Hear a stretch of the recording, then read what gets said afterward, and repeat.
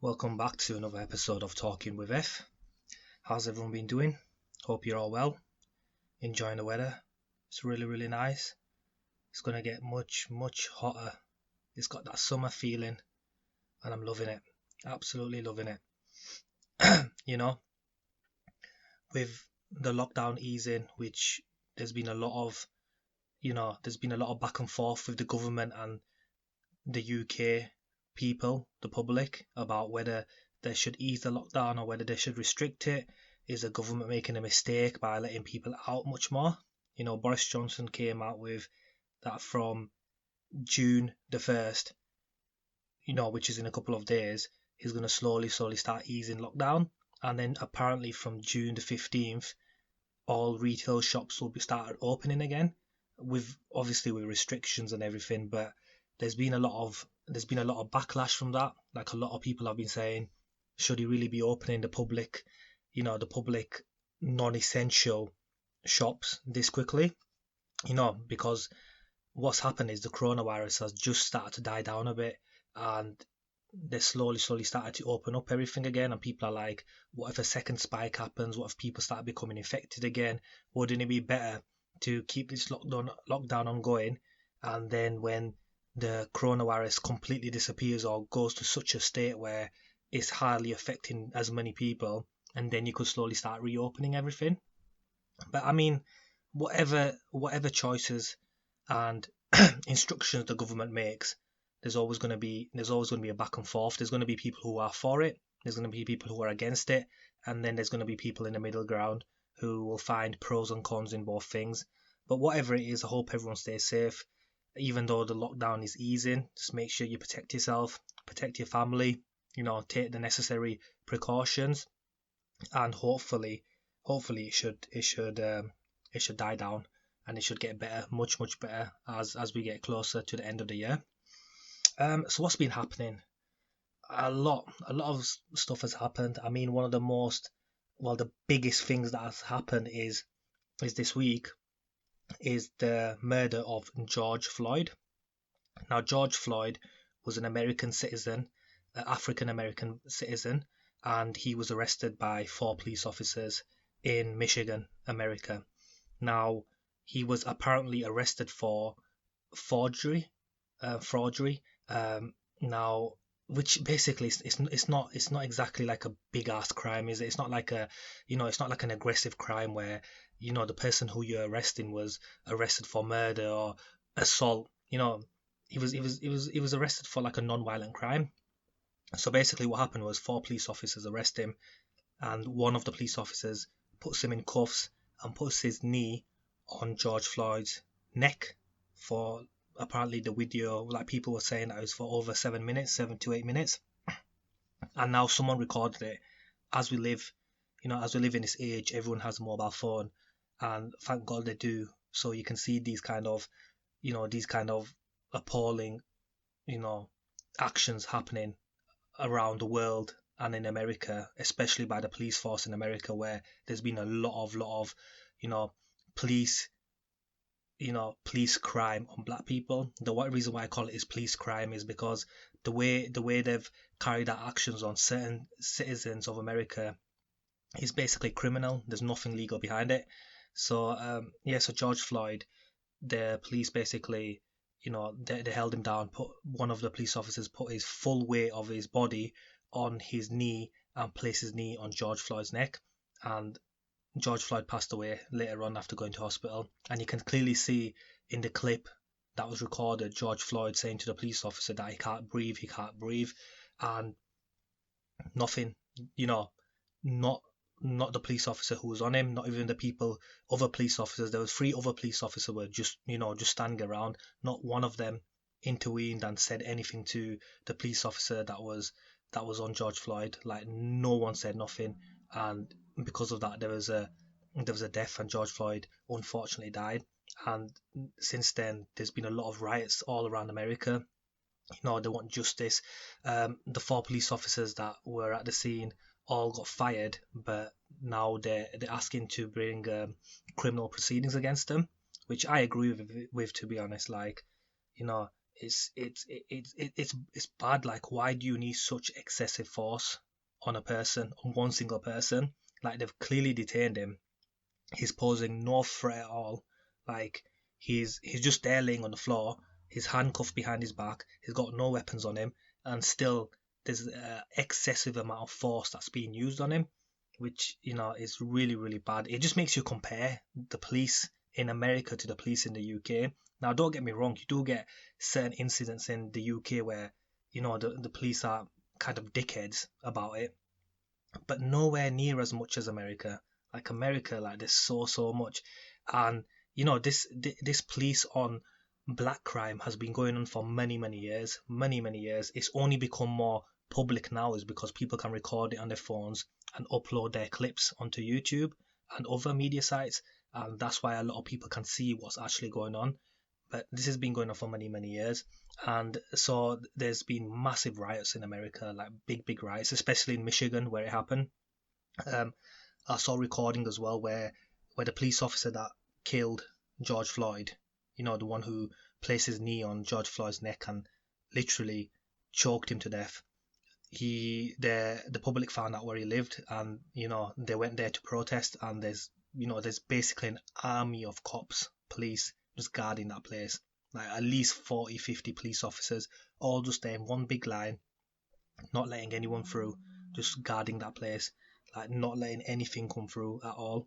And the criminal proceedings should be brought against that police officer and the other ones that were with him as well. Because at the end of the day, okay, you got one dickhead police officer that's doing something really bad to a person, where there's a threat to that person's life. But what about the other officers? They're just sat there doing fuck all, just looking at it and just letting it go on.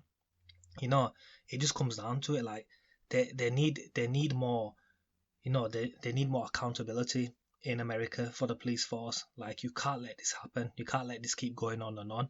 Like, there needs to be a new justice system in place where it says that, if a police officer is found to be using excessive force on anybody they're arrested, they could be black, they could be brown, they could be white, criminal proceedings are brought against them, and they're given a maximum sentence. And that should deter, any further injustice acts made by police officers. It might not completely cure it, it might not stop it like fully, but as long as it deters few people or some people, before someone commits a big act, before a police officer goes out and thinks, yeah, I'm gonna arrest him and I'm gonna take the piss and use excessive force on this person, and then they're like, shit, I can't really do that because if I'm recorded, I'll get taken to court and I'll be given the maximum sentence. But it's unfortunate. It's really really unfortunate what happened, and actions need to be taken. Like, you can't really let this go on. Like, it's just got to a point where it's just fucked. But my condolences go out to George Floyd's family. I know it's a pretty much bad time, but hopefully something can come out of this. Like, actions can be taken where the American public, it's not an American thing, it's a world thing.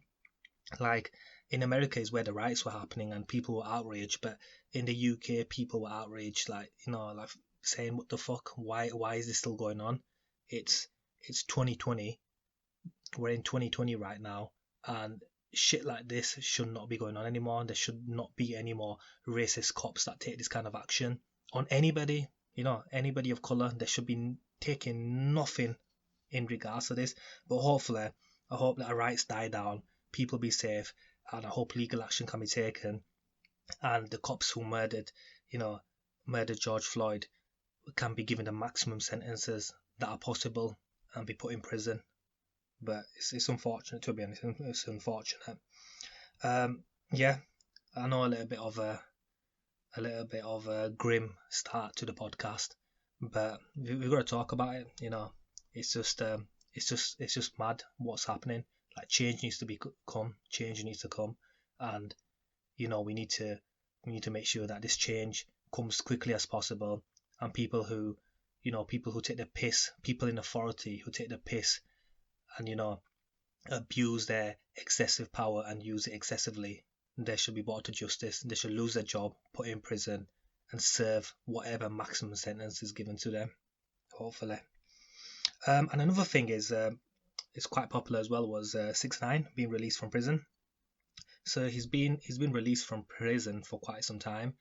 Um, I believe after he snitched on on his former crewmates, he got 2 years, and out of those 2 years, I think he served like a year and a half, and then they let him out due to the coronavirus. They gave him an early release, and now there's been a lot of back and forth, on social media sites and between everyone who has an opinion on everything, that he's going to get killed, he's going to get murdered, his life's at risk. The government's going to, not the government, sorry, the whoever he snitched on is going to kill him, the gangs, whatever, they're going to come for him.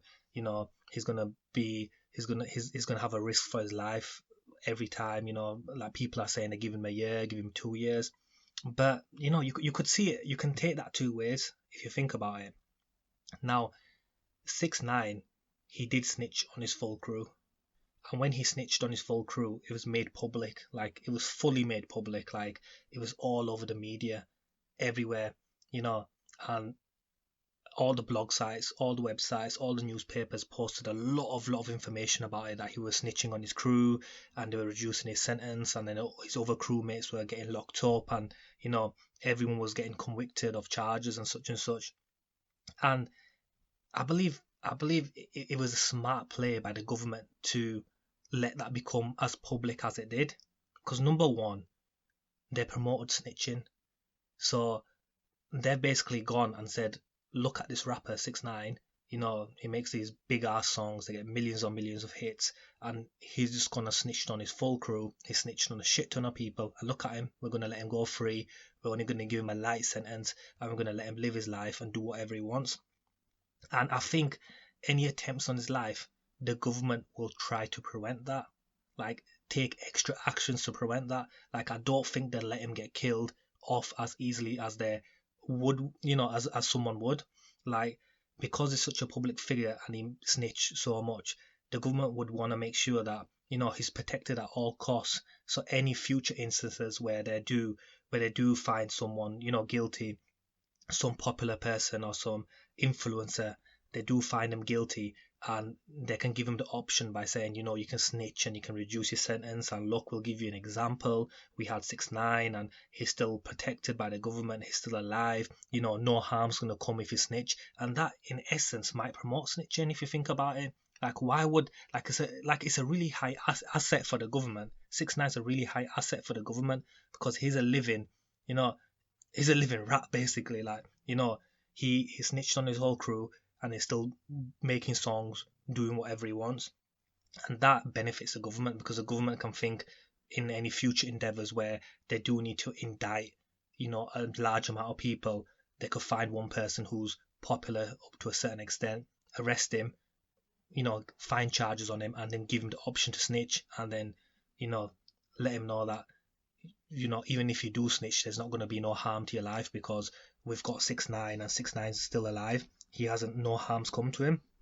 So I don't know if he's going to get got, like a lot of people are saying. Like, there'll most definitely be attempts on his life, but I think the government will take extra precautions to prevent those. Like recently, when he was in one of his homes, so he's under witness protection, I believe, and he was in one of his hideouts, his homes that no one was meant to know about, and he came out into the balcony, and there was a house nearby where there was like one of his fans, and they recorded him, and when they recorded him, they uploaded that clip to YouTube, and it basically went huge. Like, everyone started looking at it, seeing it, and before anything could happen, the government contacted 6ix9ine, and they moved him straight away. They moved him to an undisclosed location, so no one could get to him, or no one knew where he lived. So it's not the life to live, but I think the government will take extra precautions to try to keep him alive, just to promote snitching, which is a fucked up society that we live in today, if that's what's going on. He did live by the street rules, so whoever lives in the street rules, they should ideally should not snitch. If he was a normal citizen, he had nothing to do with it, and he got caught up in all that, then fair enough, you could say, he's not part of that life, and he had every right to tell on people that did him dirty. But you look at his YouTube clips, you look at his music videos, and he's there promoting all that gang life, talking about who he's going to shoot, who he's going to take out, what gang he's repping as well. And then when it comes time to put the work in, when it comes time to, take the sentence on the chin and think, stick with your crew, he just turned on all of them and he got 2 years, which is kind of fucked, to be honest. Like, don't know how you can do that. I don't know how the government makes those offers or what they think about. I believe they just look at numbers. Like, instead of catching one person, they might give that one person literally freedom if he can convict a large amount of people, and if he follows that through, they reduce that person's sentence, and within a few years he's free. So we'll see what happens with him. I mean, his one of his music videos that he did drop quite recently, about 2 weeks ago, like it got like over 100 million hits on YouTube in less than a week, which is amazing. Like, that's mad. That if you really deep it, 100 million hits in less than a week, that's fucking mad. But we'll see how it goes. And then there was the whole Dominic Cummings road trip. So, if you don't know who Dominic Cummings is, he's part of the government under Boris Johnson, and he got caught on a 260-mile trip to his parents' house. So he blatantly got caught for it, and no charges were brought against him. He didn't step down, nothing was brought against him, no fines were taken, and then the police, investigated, and and they came out with the statement that he might have broken the rules. The key word is might, when he literally did break the rules. Like, when he took that trip, like, no one was allowed to travel. Like, it was back when the UK was on full lockdown, and they were saying, you can only go out for essential shopping and exercise. And then you got this MP, Dominic, who's taking 260-mile trips, and it pissed a lot of people off, rightfully so as well.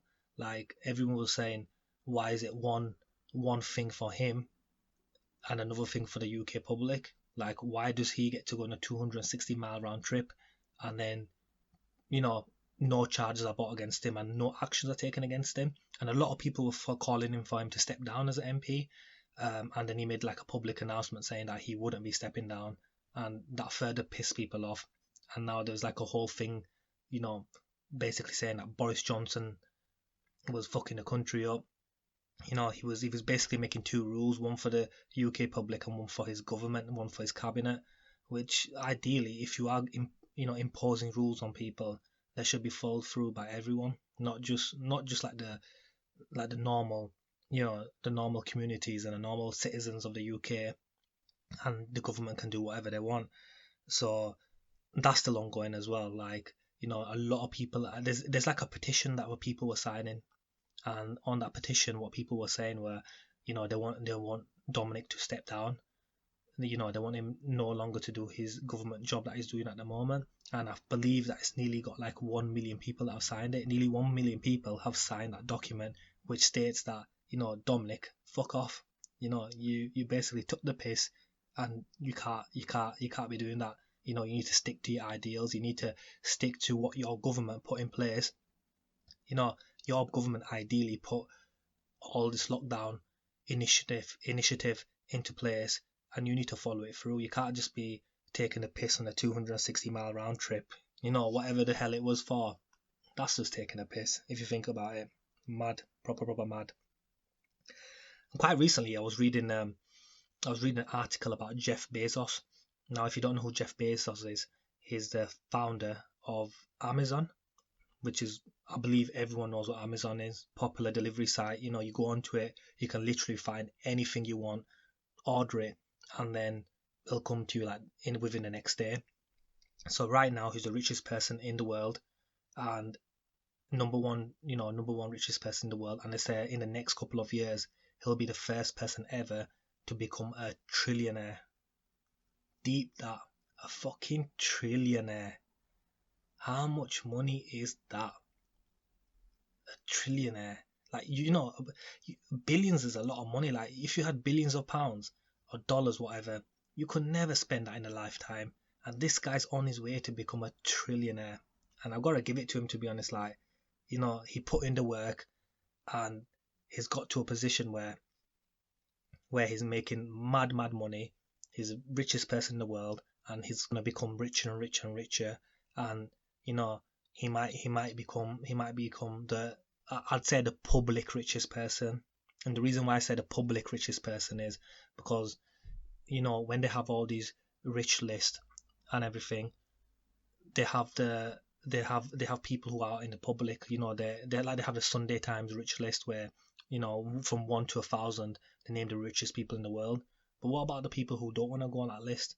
There's got to be people like the Saudi kings and princes who have all the oil money. I bet there's a couple of trillionaires in there as well that really don't want to expose themselves on that list, and they just want to live that private life, that private trillionaire life. But definitely, I believe there would be some privately owned, private people who have surpassed that trillionaire mark. But publicly, Jeff Bezos, he's going to be the first one publicly in the public to well, that's what they're saying, to become a trillionaire. And if you think about where he came from as well, like over 20 years ago, he thought of this whole concept of, why should people have to go in stores to buy certain things like clothes or books or movies or games or whatever. I'll make a website where everyone can go to it, get what they want, and they'll come to the house. They'll get delivered to the house, which is a really, really smart concept. It's basic as well, if you really deep it. He just made like the whole shopping experience where people had to get out of their house, get ready, and then spend money on fuel to go to certain places to get certain things. He just made it cheaper for them just to order it from a click of a finger, from a click of a keyboard. Go on their laptop, computer, iPhone, whatever they have, and just order it straight from there. And he's made a lot of money. But we'll see how quickly he becomes that trillionaire, how quickly he has that high lifestyle money. I wonder what he'll do with it. If you had $1 trillion, what the fuck would you do with it? Like, you could basically buy like a little country if you think about it. Like, buy a big ass island, build a few skyscrapers, build a few shopping centers, food courts, cinemas, everything, sports centers, everything, and just call it whatever the fuck you want. Call it the Bezos Island, because you've got that money, and that could be like your little country. That'd be mad. That's what I'd do if I had $1 trillion. I'd buy a little island and just fucking, just live my life there, be the king of it, do whatever I want. That's mad. That, talking of money, like, another thing that reminds me of, like, that pisses me off is, like, on Instagram, where you see all these like fake entrepreneurs. Like, these people that you get, like, they're always advertising on Instagram, like, about selling a course of how to make money, and how they made money by the time they were 21, and how they're millionaires, and how if you buy their course they're going to teach you how to make money. And if you do any research on these people, whoever they are, they haven't done fuck all. Like, they never made money. Like, none of them have made money. Just a bunch of fake people. And I was doing some research into it. I just started googling a bit, and apparently the way they make their money is, so they don't make any money on the things that they're selling you. Say, for example, like, someone will come and say, yeah, I'm a marketer, and I made over 4 or 5 million pounds, over 2 years, and I'm going to sell my course to people, and I'm going to teach them how they can get that amount of wealth and everything. But in fact, they've got none of that money. The cars that they flash and the houses that they flash, they're all on lease and they're all on rent. The clothes that they buy, they return them the next day after they took the photos for Instagram. And then when you do buy their course, you just find it a load of shit. It doesn't teach you anything. It's like a basic course. And and that's how they make their money. These courses aren't cheap. They're selling them to people for like £100 for like a 4-week course where they teach you everything that they know. And like thousands of people sign up for these courses and pay the money, because, like, ideally, who doesn't want to make money? Who doesn't want to become rich? Everyone likes money. Everyone wants to make it somehow. Especially in this generation nowadays, we have social media where everyone wants to stunt on each other. They wanna have some kind of clout. They wanna show people like they got money, they got the cars, they got the girls, they got the clothes. and then they just try to find easy ways to access that money. And then, you know, someone comes along, you know, with a fake position, selling these dreams to them, and they make money off you lot, and which benefits them.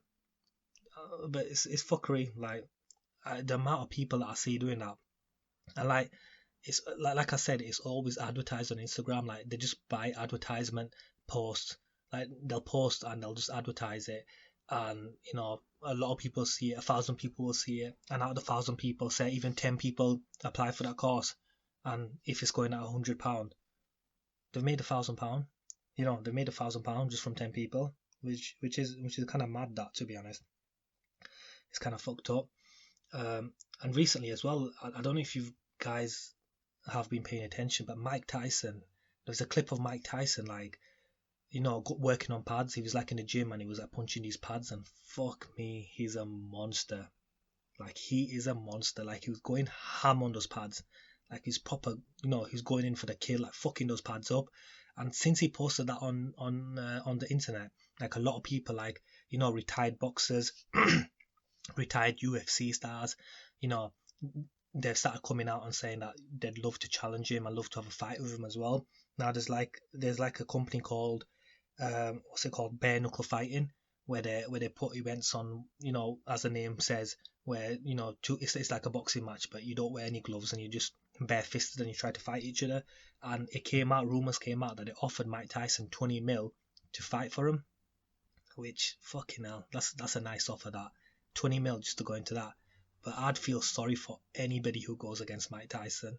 Can you imagine that? Like, you know, you go in for a bare knuckle fight, and in the opposite corner you see fucking Mike Tyson ready, and he's just there, he just fucks you up. That'd be mad, that. But who knows what he's gonna do? Apparently there's reports saying that he might be considering it, and they even upped the offer on 20 mil. Like, I believe it went to 25 mil, which, fucking hell, that's a lot of money. 25 mil for a bare knuckle boxing match. So it's up to him whatever he wants to do. I'm sure he's got a lot of money. You know, he's got his own book, he's got his own weed company, he's got his own podcast as well. So if he feels like, you know, getting back into fighting, he can do it, and he'll make a lot of money. Like, a lot of money. Like me, I do not watch bare knuckle fighting. But if I knew Mike Tyson was fighting in there, I'd go to that site, get a subscription, and fucking watch it. And I believe a lot of people would do that. So it's a really smart move by bare knuckle fighting as well, because A, they'll make a lot of money from the subscribers and whoever's paying whoever's paying to watch the fight, and B, exposure. Like, a lot of people find out what bare knuckle fighting is. Like, a lot of public, because Mike Tyson, he's transcended boxing. Like, it's not just the boxing fans that know him. It's like a lot of the general public knows him as well. Like, he's you know, you get a few of those people in every sport where they transcend the sport. Like, you just don't know. Like, it's not only the people who watch the sport specifically know about that person. It's the general, you know, it's the general public that knows about that person. Mike Tyson is one of those people. Like, Mike Tyson was before my time. Like, in his prime, when he was fighting, he was before my time. But I still grew up watching clips of him on YouTube. You know, when you go on YouTube and you type in, you know, 10 best knockouts of Mike Tyson, and he's there just fucking mauling people, kicking fuck out of them, just going straight for him and fucking them up. It's mad. But whatever he does, you know, I'll definitely be giving it a watch. 100% be giving it a watch. And I was also recently looking into there's a new photo that came out of Khloe Kardashian. Like, she's got surgery on her face, like full surgery on her face, and yo, fucking hell, like, she looks like a completely different person, completely different. Like, there was two images of her, like Khloe Kardashian. One was of her like 5 years ago, and one was of her like with this new surgery that she got on her face. Like, her face is completely changed. Like, before, if I had to rate her out of 10, I'd give her like a 6 out of 10. You know, a little bit on the chubby side, but 6 out of 10. But yo, with this new face, straight 10 out of 10. But it's mad that, if you think it, like, surgery's got to that much of a level where they can change a person's face completely. Like, it'll be expensive as fuck. Don't get me wrong, it'll only be like rich people that can buy it and afford it. But they've got to that state where they can change a person's face like completely. Like if you're listening to this podcast after this, just type in Khloe Kardashian on Google. You'll see how much she's changed. Like it's fucking amazing. And believe me, like in my opinion, like in the next 5 years, they'll get to a position where they'll be able to change a person's face completely, and it won't be as expensive as people think. It's like the normal average salary worker who tries to make a living will be able to save it, just save some money up, and we'll be able to have the operation done on them. And then who knows, in the next 10-15 years, like every girl could look the same. They could have that one look, like that Kardashian look, and everyone could basically look proper fit, like proper nice, and there could basically be no ugly girl out there. And that's kind of mad that like it's got to that position where it's in that position now where you can basically change your face completely. And in the next 10-15 years, as technology improves, it's going to get much more cheaper and much more better, where everyone will be able to do it. There'll be like in my opinion, there'll be no individuality. Like there won't everyone will just look the same. And it's kind of scary thought that if you think about it, everyone will look the same. It's fucked. But anyway, that's the end of the podcast, guys. Hope you enjoyed. Follow me on Twitter at TalkingWithF1 or Instagram at TalkingWithF. I'm also on YouTube. Just type in Talking with F on YouTube, and I should come up on there. And I'm on Spotify and Apple Podcasts as well, Talking with F. Like my videos, subscribe to me, comment. The more comments I get, the more people I know that are watching these kind of, not actually listening to these kind of podcasts, the more content I can bring out. And I was thinking that right now I'm releasing a podcast every Friday, but hopefully if more people listen to it and more people like it, I could make that 2 times a week. So I could do something like every Wednesday and Friday I'll release 2 episodes of this podcast. But I hope everyone has a nice day. Enjoy yourselves in the summer. I'll see you next Friday.